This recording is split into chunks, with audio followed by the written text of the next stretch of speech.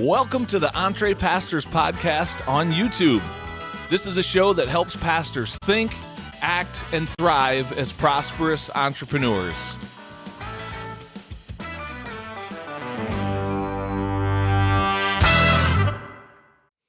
Well, hello there, and welcome to the EntrePastors podcast on YouTube. I'm Jon Sanders. I'm one of the co-founders of EntrePastors, and I'm excited to share this week's podcast conversation with you. We're going to have a friend of ours on the show by the name of Scott Benham. Scott is the founder of the Intreprenuer Academy. And if you're like, what in the world is an intrapreneur? Well, it's very similar to the idea of being an entrepreneur, except these are very special people and a very special set of skills and abilities that are used entrepreneurially within an organization. So whereas an entrepreneur is kind of more outward focused and building a business and growing the thing, intrapreneurs are really awesome team members who come along inside of the organization and say, I'm going to think like an entrepreneur on the inside. I'm going to be overseeing a lot of the critical components of the system from within. I don't want to take all of Scott's thunder. He's going to explain this a whole lot better than me, but here's why I'm excited to share this concept with you. At EntrePastors, we think it's a good thing for pastors to be out in the marketplace being entrepreneurs, planting businesses of their own, but that's not maybe for everybody. There's probably a lot of people who are not necessarily wired to be that, and this might be your thing. You might actually be an intrapreneur that could come alongside of an entrepreneur and say, man, let's build something strong together. Let's both lean into our giftings and let's make something better than it could have been if it was just one of us trying to do it on our own. So this is going to really open up some doors of creativity and thinking for many in our community, I believe, and I'm excited to share it with you right now. So without any further ado, check out this conversation that me and my friend and co-host Les Hughes had recently with Scott Benham. Here we go. Well, Scott, it is our pleasure to welcome you to the EntrePastors podcast, man. Welcome to the show. Thanks for having me, Jon and Les. It's exciting.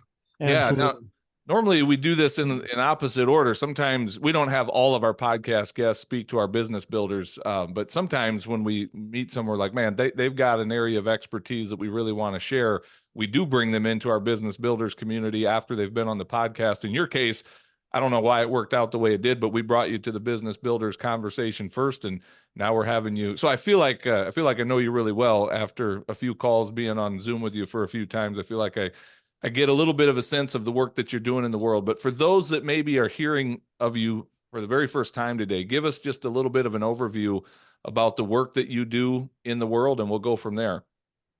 Awesome. Yeah. Well, my name is Scott Benham. I am the founder. My wife and I are the founders of Intreprenuer Academy. An intrapreneur in our mind is like the perfect complement to an entrepreneur, business owner, founder, right? We believe that like lots of dreams kind of die on the battlefield of entrepreneurship because the entrepreneur has to do so much. And one of those things that they don't particularly love is the details, setting up systems and process and ops and building and creating. And, you know, that like, so we like to let entrepreneurs stay out in front, motivate, monetize, movement-based related things, and then we're the builders inside. So we innovate and we entrepreneur internally and let them go externally. So we have a consultancy called the Intreprenuer Alliance, and we have a Facebook group, free Facebook group called the Intreprenuer Academy, in which we teach people how to intrapreneur with their entrepreneurs. Okay. So we're gonna deep dive into that concept of an intrapreneur. I know you kind of gave us a brief description of it, but we'll go a little deeper and get some more words around that and have you paint a little bit better picture verbally for us of what that means. Before we do that, though, I want to back up just a little bit. Tell us about your professional experience that brought you to this place of seeing a need for this and then launching out into this. So tell us a little bit of that story first. Of course. So just kind of, I got my start in my career in the greater Washington, D.C. area in this kind of software world, right? So I graduated in 2004. And like during that time, the economy was booming, living in the greater Washington, D.C. area. There was a lot of things around software. And there was a certain way that software was built. It's called the waterfall method, versus how software is built today, which is more of an iterative piece by piece approach. Now, the reason I go all the way back there is because when I was working, I was starting to work for these early stage startups, and I realized that software was an area that I really wanted to kind of get deeper into. And with these early stage startups, I had the opportunity to kind of wear multiple hats, which is pretty cool for me. Like as a 23, 24-year-old kid, I'm in there, I'm doing technology related things, or at least learning from it from some really smart people that are doing kind of pioneering in this software space. So looking back, I learned a lot of this wear multiple hats, do whatever it takes sort of mentality. And I started to recognize like the importance of being able to communicate to various functions of the organization really mattered. So because I was in software, I had to understand the technology of custom application development. We were selling software services like, we were using this thing called the rational unified process, which is kind of the bridge between how the waterfall process, which was like basically do a bunch of work, wait a bunch of time, then deliver a product, to more of a rational unified process was the bridge between that and what they call agile software development, which is done in pieces. Now, for those of you who don't understand software, think of the idea like, you know what, your customer wants a car, okay, but you can't deliver them a car right away, so you get them a scooter first. Still has a functionality to get from point A to point B faster than walking, but it's not a car. And then the next phase is, a skateboard, or maybe we start with a skateboard, then we go to scooter, then we go to like a tricycle, then it goes to a motorcycle, then we get a car. All the while, what you're doing is you're getting these little pieces of functionality that are in alignment, and you're making the changes. So what I started to realize is I had to sell these things, I had to understand the technology, and I also had to understand how to market them. So as my career started to blossom, I started to see opportunities where I was uniquely gifted to understand enough about the technology, about the architecture, about how things were done, to communicate those things to other functions of the business, like marketing and sales and the customer. Because I just thought as a young guy, like, oh, everyone knows how to do everything. And that was not true, right? The technology guys didn't like to talk to other people, right? They just like to do their thing. So I became this liaison. And as I started to grow my career, I started to really get excited about communicating value to the business, right? So from the tech to the business side, and I started to kind of get involved in more marketing related things, local marketing companies, helping state and local governments kind of build their infrastructure.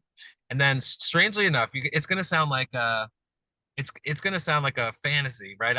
I'm at a personal development event. We're doing a book study in this book called Think and Grow Rich, and it was 2000. It was May 19th of 2016.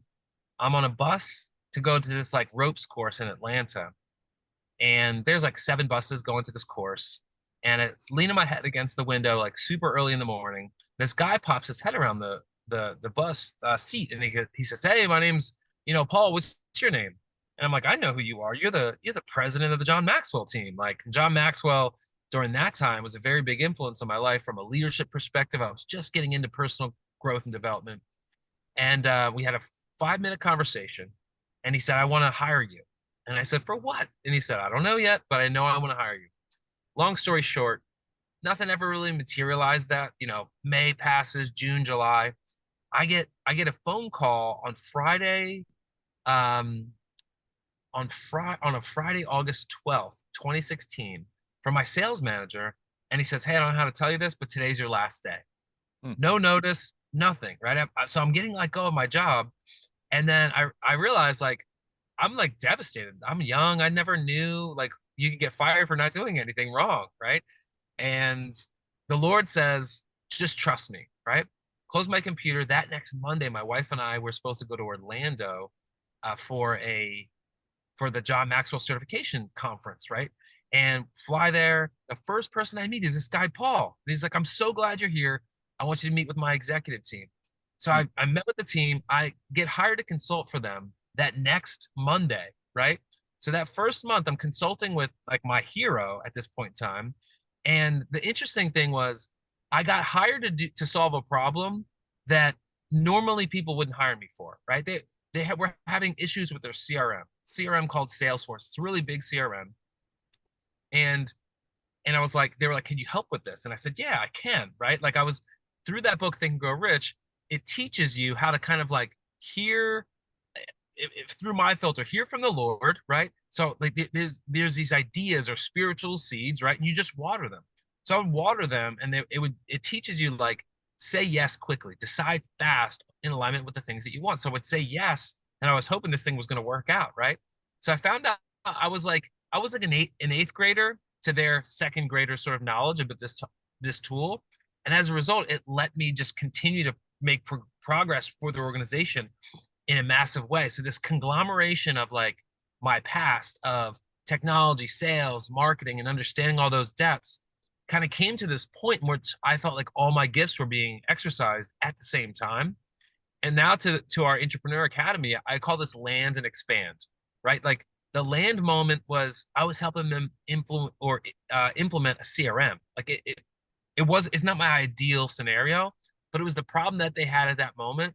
And from there, I would love to say like I had this huge epiphany that this is where entrepreneurship was birthed. But looking back, I could tell that's where it was. It was this like it was this commitment to solving a problem and not really caring which problem and what function of the organization we solved. So that land moment was really impactful because then it allowed for me to expand and see other problems.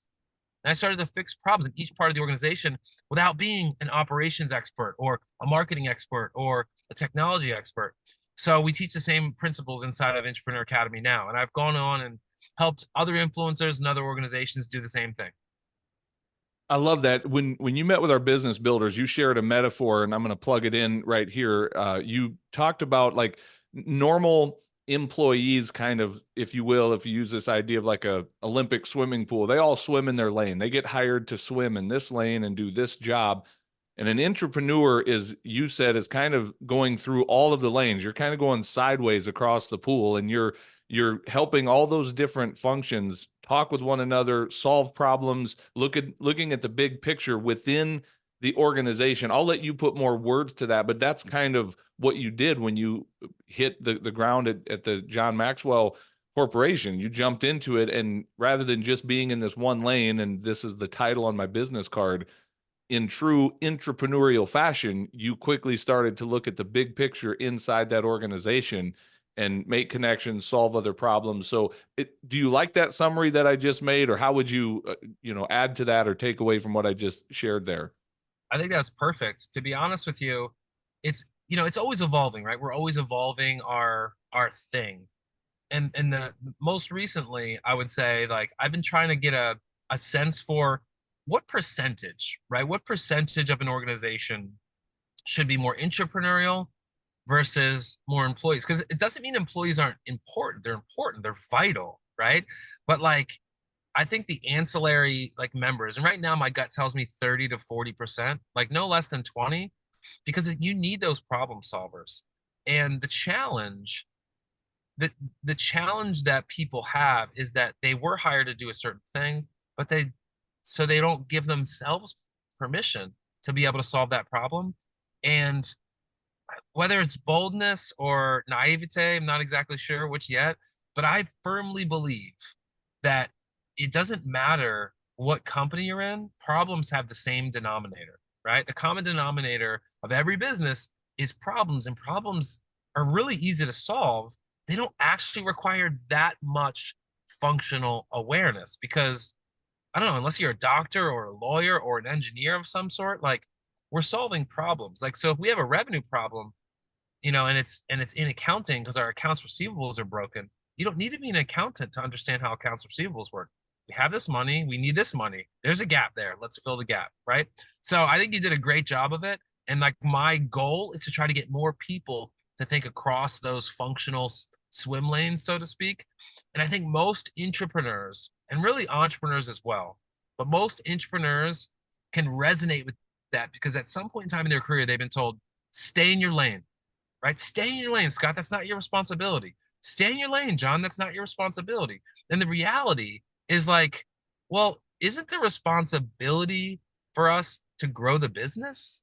Isn't the responsibility for us to remove the barriers or accelerate the whatever it is? Now I'm more revenue generate or like revenue oriented, but it's like I think entrepreneurs can associate with that because they look into the marketplace and they see problems that they can solve, that they have the ability to advance, and then they build a solution around it. It's the same thing, but just inside the organization. That's why I think they're such a good fit together. This is so good, and we're about to take this in a fun direction, I think. I hope. So quick summary: entrepreneurs, we all kind of get what that means. That's the visionary, person who starts things, but they're, according to how you're packaging this, the entrepreneur is more outside focused. They're looking beyond the organization to in large part. The entrepreneur has much of that same mindset of like being a problem solver, a self-starter, that sort of a thing, but they're looking more within the organization. How do we make this thing better on the inside, which then frees that entrepreneur up to kind of keep pushing the boundaries further. But here's where I want to go with this. I want to ask you to, and this is, I want pastors to lean in and listen to this. I want to get your thoughts on this. I believe that we are living in a society where more and more we are teaching through our institution of kind of our schooling system. We're teaching people to be employees and to stay in their lane. From the time kids are very little, they're sent off to school. They're taught to stand in line, think the same way. In many cases, a lot of times we see that creativity that children just naturally have. By the time they've hit junior high, we've pretty well just crushed that right out of them, and they don't write and color and paint and do all the things that they did when they were little. And it's just a small percentage that think creatively at that point.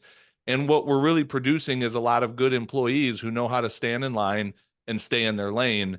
And you used a really powerful word a minute ago. It's permission. And I lit up on that word because we give pastors permission, not that they need our permission, but we give pastors permission to think outside of the lane, this very narrow definition of ministry that has been given to us that says this is what ministry is. And we're challenging them like ministry can look like a lot of different things, including starting a business, making an income that, is going to pay better than often what you're going to receive inside the church world. So I want to ask you, I think what I'm trying to do is light that fire of entrepreneurial, that spirit of like self-starting and seeing problems and solving problems. Because what you're saying is whether you're doing it as an entrepreneur or an intrapreneur, that skill set is greatly lacking in our society today. And like we need to fan the flame of that. So why would you say that we don't see more people naturally thinking along those lines? And what can we do to encourage that? I mean, I know that's exactly what you're trying to solve with your Intreprenuer Academy, but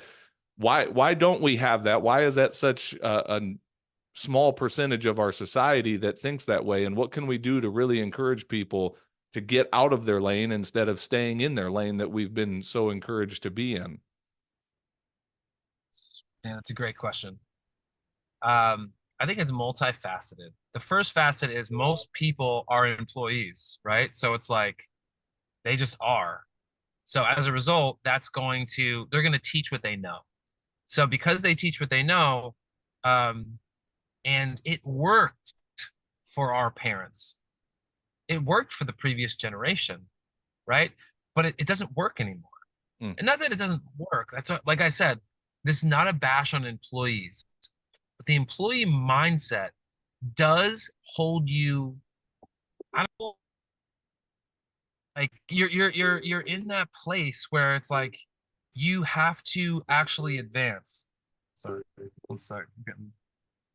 You have to advance past what was possible before, right? So it's like if it worked for them, they're gonna think it's gonna work for you, but it holds you back from being able to advance, innovate, earn more. And I don't love to bring everything down to like earning an impact, but I don't know, man. Like for me, like those things matter, right? Yeah. Like earning doesn't mean driving some fancy car. It means going on a vacation or experience with my family, right? So having the ability to have resources so I can advance, what I want to create with my family. An impact just feels good. It feels good to help other people at that way. So I think like educating people to understand and realize like, hey, there's another way to do things, and it doesn't have to be the boring old, dusty way of just getting a job and moving forward, right? I think there's a little of like how can I that is starting to really blossom more and more with this next generation, where it's like they can see into the traditional corporations where everything is so firm and tight and you know, inaccessible, right? Like where nobody wants to feel like blocked in, and they're seeing the ability or the desire to try to create more diversity in their life, more freedom in their life. And I think that's why we saw a big like explosion of the gig economy, especially around like, 2020 when Corona hit. So from my perspective and how to encourage them, I like to make it simple. Like I like to teach people how like one of my gifts is to simplify the complex. And I think letting people know, hey, this actually isn't that hard, right? Helping them see from a different perspective that, you know what, like you're not a failing entrepreneur. Maybe you were just built to be an entrepreneur. Maybe your lack of visionary there doesn't mean you're you know uh relegated to being an employee for your entire life. Maybe you're meant to like really come alongside of somebody who has massive vision for what they're trying to create. And then I want to equip people to help them understand how to solve those things. And we have this thing called the Intrepreneur framework, which really breaks down and I've kind of taken this framework through all of my clients and see like where can I break it? Like where doesn't it work? And so far, I haven't found anywhere it doesn't work. So I think simplifying it into framework, giving people permission and making them understand like solving a problem is actually pretty easy. It's sequential.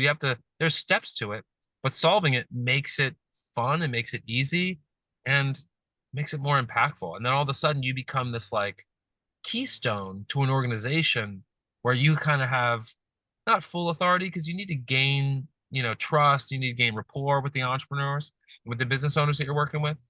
But man, it's way more fun. You get to just change your day to day almost all the time.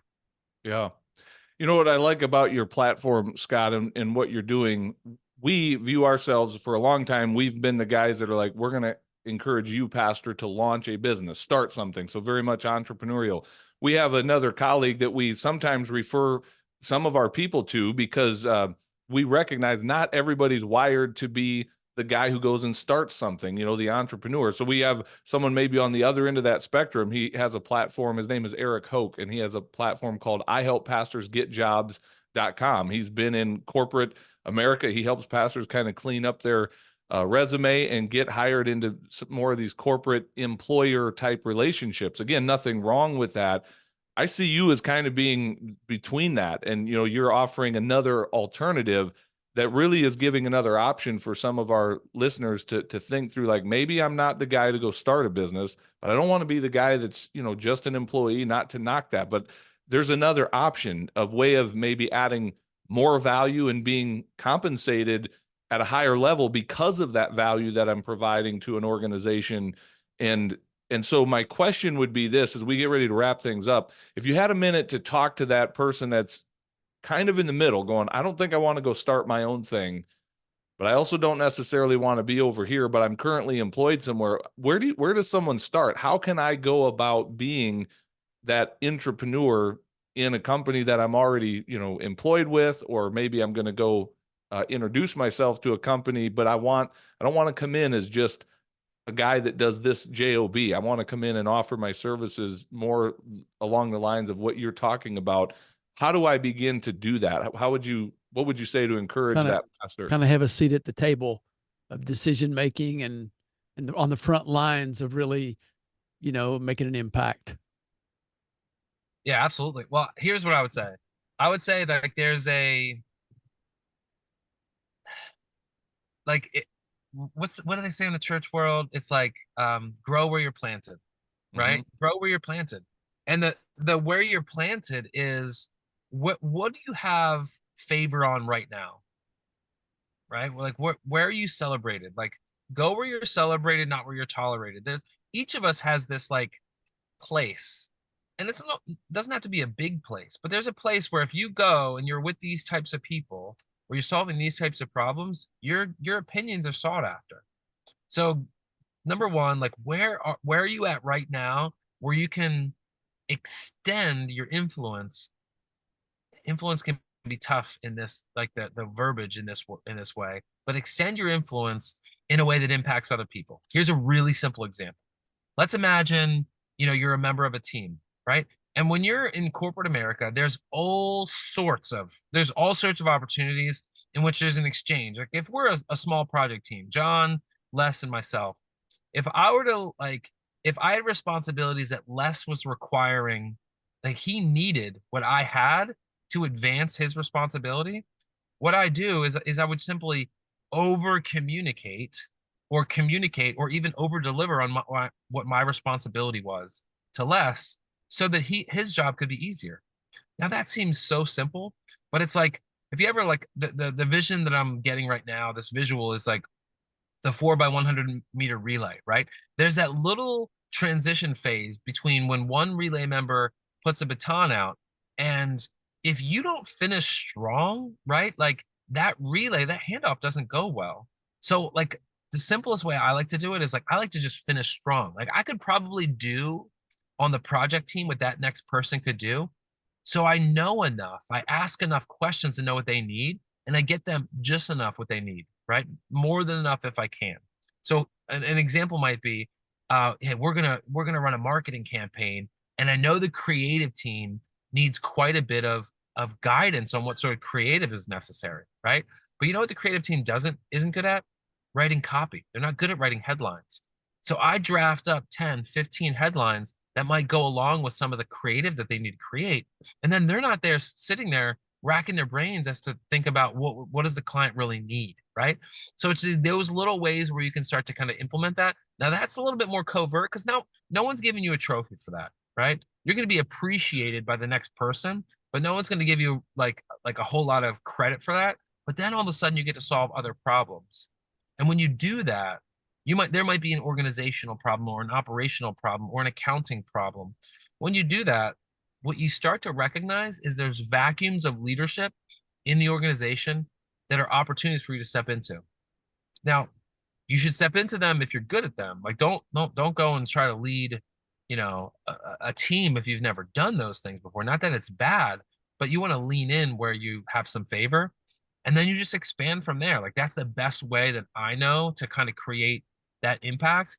And then if you're looking to kind of make a jump out, like I just want you to know, like you have permission to make a bigger impact than you currently have. Meaning like a lot of times in like when I was in the corporate world, you're so in it. There's so much influence over your thought process, over your day to day, over your own belief about your own abilities and maybe the abilities of the team or the abilities of others that you don't recognize. Like you might be the shiny object that another business needs, maybe not $1 billion business. Maybe you were called to be in the home services industry, right? Like I always think it's kind of funny as like with this entrepreneurial mindset, we have a tendency to put ourselves in scenarios in which like it's the climbing Mount Everest moment all the time. And it doesn't need to be that. Like, what if you were just really great at climbing hills and you helped all the other people who couldn't climb hills, right? You don't need to climb Mount Everest. So it's like, it's understanding those two areas. But again, it comes back to permission. You have to try. You have to care enough to try and care enough to innovate and make some messes, like because innovation always comes at a cost. Somebody's going to be offended because you've exposed either their inability or their lack of desire to make changes. So you got to be strong in yourself to know, hey, this is something that it's worth doing, but do it in addition to your existing responsibilities so that there's no trade-off, right? It's a win-win always. There's only upside. That's good.